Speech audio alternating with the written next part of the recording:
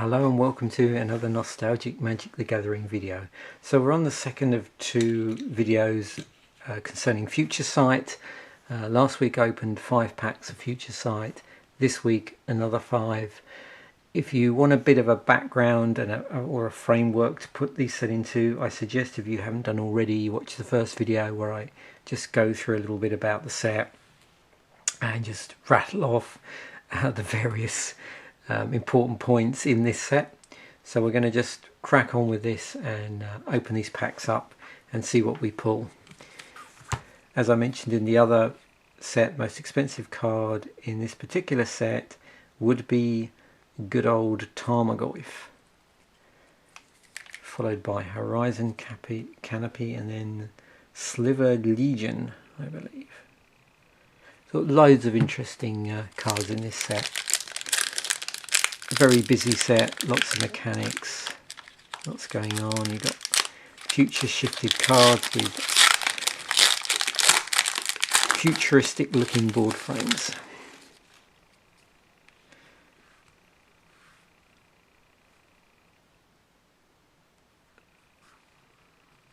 So first up in our first pack we have Emberwild Augur. And we've got Putrid Cyclops. You'll notice with this set, well, particularly certain cards, quite a few cards, the rules text gets pretty busy. So on this one, when it comes into play, scry 1, then reveal the top card of your library. Putrid Cyclops gets -X until end of turn, where X is the card's converted mana cost. So with scry 1, look at the top card of your library, and you may put that card on the bottom of your library. You'll also see multiple keyworded abilities in here as well, in the rules text, and combinations of stuff as well. So Augur Vec has shadow on it, so with shadow this creature can block or be blocked by only creatures with shadow. Ichor Slick, try saying that really fast. It has Cycling 2 on it and Madness 3. So with Cycling on this particular card, pay 2, discard this card, draw a card. With Madness for 3 and a black, if you discard this card you may play it for its Madness cost instead of putting it into your graveyard. Petrified Plating has Suspend 2. So for cost of green, rather than play the card from your hand, obviously for its regular casting cost of 2 in a green, you can pay green and remove it from the game with 2 time counters on it. And at the beginning of your upkeep you remove a time counter, and when the last one is removed you play it without paying its mana cost. So that's an alternative casting cost. Garden Lancer with Bloodthirst 1 and Flanking. So with Bloodthirst 1, if an opponent was dealt damage this turn, this creature comes into play with a 1/1 counter on it. And with Flanking, whenever a creature without flanking blocks this creature, the blocking creature gets -1/-1 until end of turn. As always, when you look at these sets you see Flanking, you go, I didn't realise Flanking was in this set. Nessian Courser, one of the Cycler Vanilla future shifted cards. Blade of the Sixth Pride, there's the white one. Sarcomite Mere, so it has costed flying and you can draw a card if you sack it and pay 2. Death Rattle with Delve on it, so you may remove any number of cards in your graveyard from the game as you play this spell. It costs 1 less to play for each card removed this way. Homing Sliver has Sliver Cycling. So there was a theme in the set of cycling where it was always like something cycling.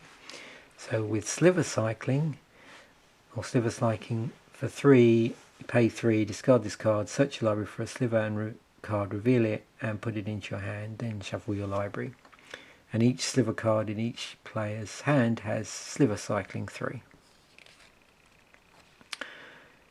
Mystic Speculation with Buyback 2 and Scry 3. So with the Buyback 2, You may pay an additional 2 as you play this spell. If you do, put this card into your hand as it resolves.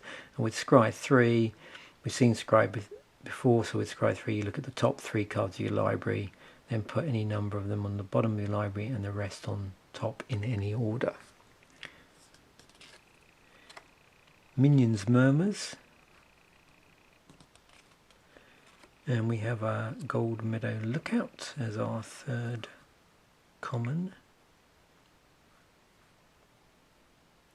You can see the other thing in this set, and I can't remember how common this is in Magic, where you've got these named tokens. So it's not like a generic, it doesn't say I'll put a 1/1 cat creature token into play. It actually gives it a specific name. So here it's got discard a card, put a 1/1 white Kithkin soldier creature token named Gold Meadow Harrier into play with white tap target creature. It's important to remember with the future sighted stuff, as I mentioned in the first video, they're also referencing something that would be potential in the future, and of the two ones that generate named tokens, both of those reference specific cards which are seen in Magic as you know, as non-token creatures.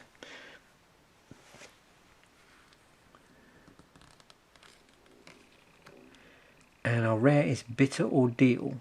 So it's 2 and a black for a sorcery. Search target player's library for a card and remove that card from the game. Then that player shuffles his or her library. It also has Gravestorm on it, which I don't think we've seen yet, either in this video or the previous one. So Gravestorm, when you play this spell, copy it for each permanent put into a graveyard this turn. You may choose new targets for the copies.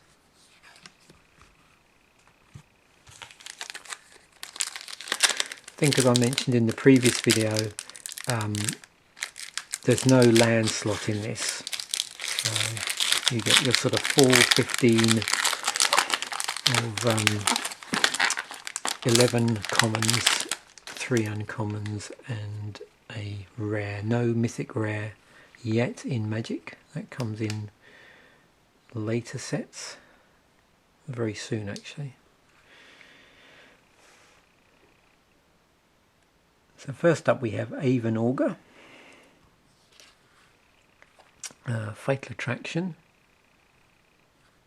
I think I've got a few of these so far. A Cutthroat Ildol with Hellbent. So Cutthroat Ildol has Shadow as long as you have no cards in hand. So the no cards in hand is the thing with Hellbent, and you'll notice if we get any other Hellbent cards, you'll see there's something else, and then as long as you have no cards in hand. And that first part, on this card where it's giving it Shadow, that will be different on different cards. A Gift of Granite, Flash, Enchantment, Quiet Disrepair. Looking through these cards, looks like we have an enchantment theme here. Logic Knot with Delve on it, so you may remove any number of cards in your graveyard from the game. As you play this spell, it costs 1 less to play for each card removed this way. So you can see here we've got a couple of abilities in the set where there's a way of actually reducing the casting cost of spells. Nessian Courser, Grave Scrabbler with Madness, 1 and a black. Henchfiend of Ukor, I think this is the third one spread over these 2 videos. So again, with the small set, we're going to get play sets with a few of these commons. Whipspine Drake with Morph, 2 and a white.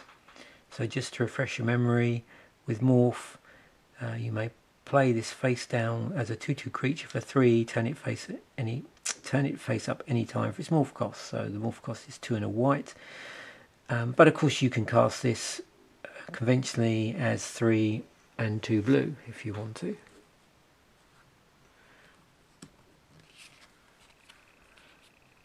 Okay, so this is one of our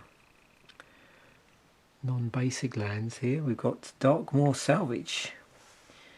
Darkmoor Salvage comes into play tapped. Add black to your mana pool. It's got Dredge too, so Dredge was in the set. If you would draw a card, instead you may put exactly 2 cards from the top of your library into your graveyard. If you do, return this card from your graveyard to your hand, otherwise draw a card.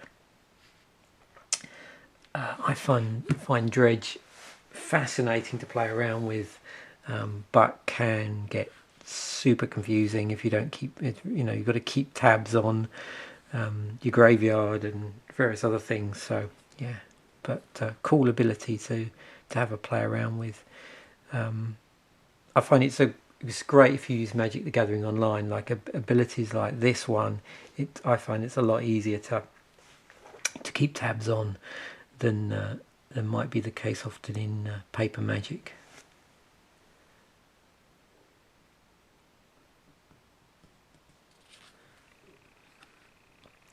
Dust of Moments. We have Bold Weir Intimidator. Creature Giant Warrior. Cowards can't block warriors. Red, target creature type becomes coward until end of turn. 2 and a red, target creature type becomes warrior until end of turn. The other thing they did in this set is they would often reference something, and often what you would find is with the small set and various other reasons, that card might be the only instance of that, or might have the only ability in the set as a whole might be on that card, or it may even reference something that doesn't even exist yet.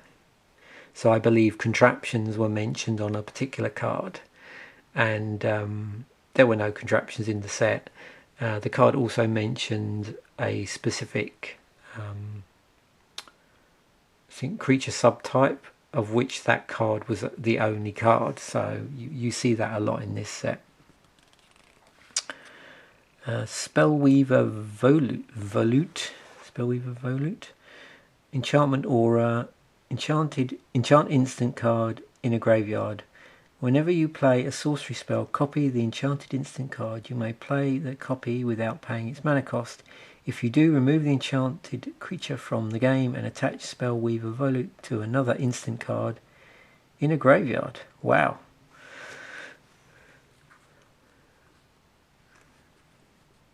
And looks like we've got a foil here. Full header. That's a foil green card with a future shifted border. But it's not our friend. Phosphorescent Feast. So it's 2 and 3 green sorcery, and reveal any number of cards in your hand. You gain 2 life for each green mana symbols in those cards' mana cost.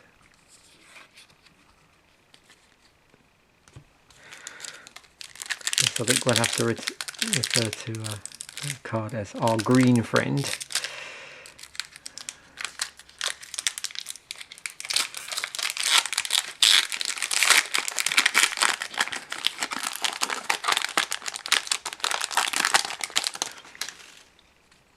Okay, so you can see here we have a 4C with Scry 4 on it.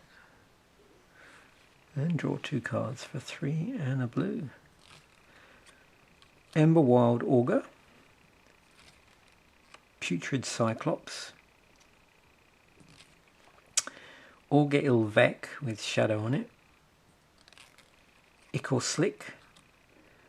Cycling 2, so for 2 discard this card, draw a card, and Madness 3 in a black. Petrified Plating has Suspend 2 on it. Flowstone Embrace.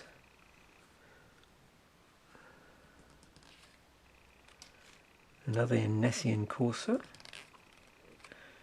Another Blade of the Sixth Pride. Sarcomite Mere. Gains flying for a cost of 2, and for 2 you can sacrifice it and draw a card. Reality Strobe has Suspend 3 for 2 and a blue. Festering March has suspend 3 for 2 and a black. Phosphorescent Feast, so this is a non-foil version.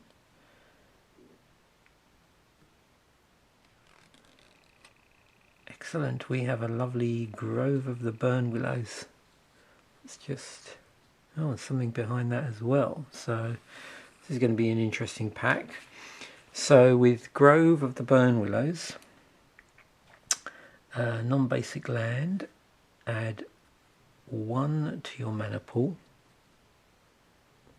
It's 1 colourless, and tap, add red or green to your mana pool. Each opponent gains 1 life. So you can see from what we've seen already, there's some pretty interesting non-basic lands in the set. This particular one is around 24-25 bucks. And what do we have here? We have a foil Grave Scrabbler. He's foiled up pretty well actually. It's 3 and a black, 2/2, creature zombie with madness, 1 and a black. When Grave Scrabbler comes into play, if its madness cost was paid, you may return target creature card in a graveyard to its owner's hand.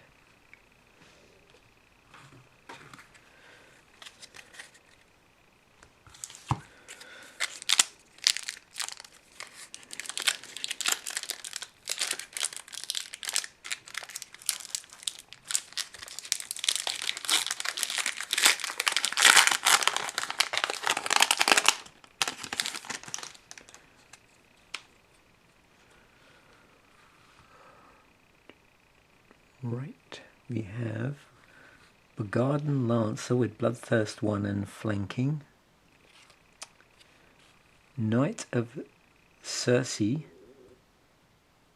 with suspend 3 on it. Grave Peril.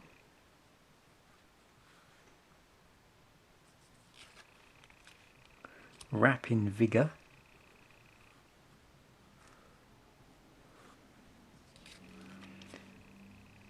Semite Sensorbearer. Infiltrator Ilkor with Shadow and Suspend 2 on it. Blade of the Sixth Bride. Sapraloth Ancient. Grinning Ignis. Whipspine Drake with Morph 2 and a white. Mass of Ghouls, so this is the future shifted vanilla creature in black. I don't think we've seen one of these yet. That would look pretty cool in foil actually. Haze of Rage, it's buyback 2. So you may pay an additional 2 as you cast this spell. If you do, put this card into your hand as it resolves. Yeah, buyback 2 cards are, buyback cards are real interesting. You know, if you've got excess mana, there's several of these buyback cards that can get really out of hand in a game. Spin into Myth. So this will be the first card so far, I think, in either of the videos where we've seen Fate Seal. So put target creature on top of its owner's library, then Fate Seal 2. Look at the top 2 cards of an opponent's library, then put any number of them on the bottom of that player's library and the rest on top in any order. Witch's Mist.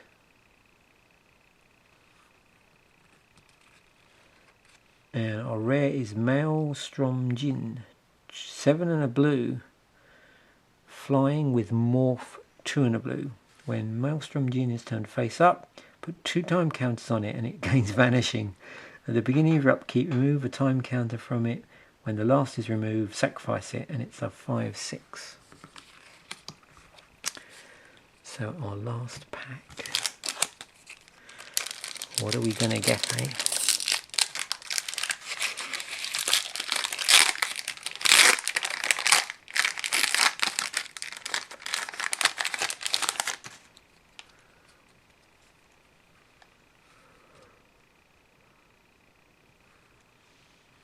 Emberwild Auger,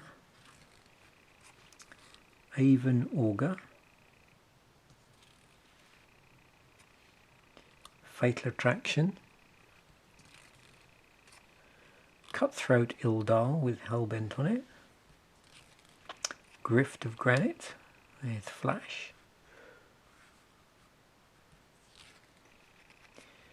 Quiet Disrepair, Mesmeric Sliver. All slivers have, when this permanent comes into play, you may fate seal one. Well,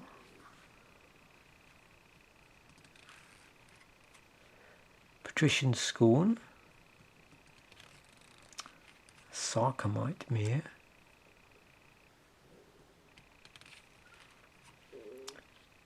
Henchfiend of Ukor,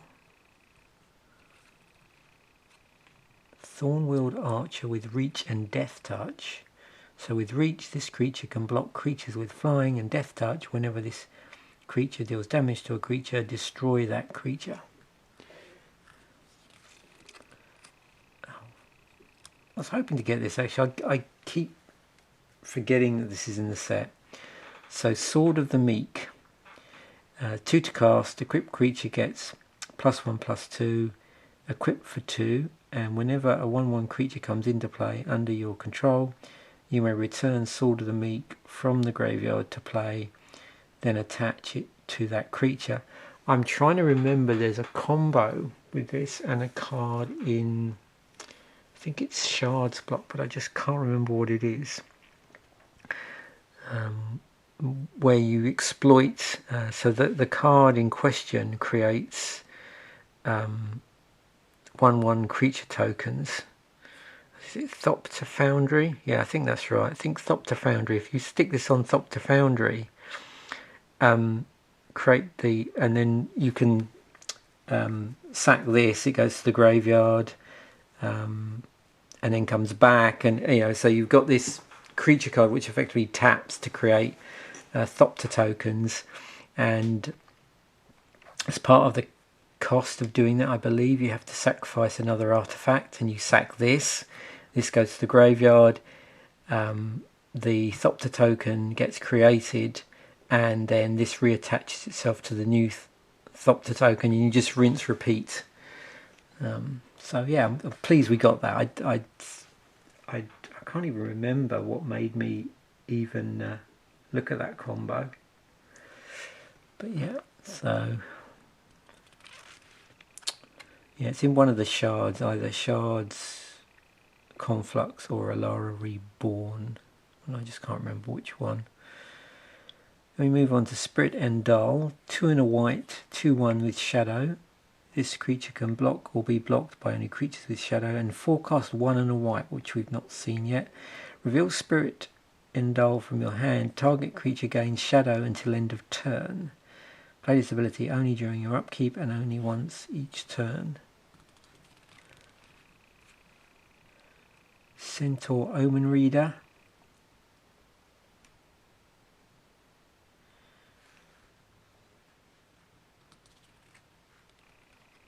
So we have another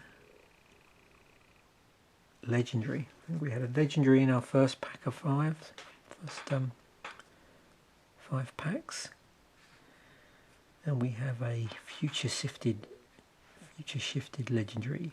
Corlash Hair to Black Blade. 2 and 2 black to cast. Legendary creature, Zombie Warrior. It's got Star as its power toughness. So Corlash Hair to Black Blade's power and toughness are each equal to the number of swamps you control. 1 and a black, regenerate Corlash. Also has Grandeur. So this is a useful ability if in your deck you're playing multiple Corlashes. So with Grandeur, discard another card named Corlash Hair to Black Blade, search your library for up to 2 swamp cards, put them into play tapped, then shuffle your library. So obviously not very effective in Commander, but in Constructed, it's a great way in Constructed of one of the big problems in Magic is with the legend rule. If you're playing multiple copies of a particular card in your deck, it does mean if you've already got one in play and you have one in your hand, you've effectively, you can't do anything with the one in your hand. Obviously, if the one in play gets blown up or something, then you've got something you can play. But what Grandeur attempted to do is at least do something with that copy. So what happened was you discarded the copy in your hand, and then you search the library up for 2 swamp. It's in this case, but it was different on different cards. Then put them into play tapped, then shuffle your library. So interesting card. I'm glad we got that, because that it is a good way of explaining the Grandeur, and you can see where the Grandeur ability would appear, basically on cards where, because of the rules in Magic, you can't play a second copy, and it's rewarding you for just having a second copy of that card in your hand against one you've already got on the battlefield. Okay, I hope you've enjoyed that. It's always really interesting looking at these older cards and just seeing the sort of crazy stuff that that Wizards got up to in some of these sets. Anyway, thanks for watching. Bye for now.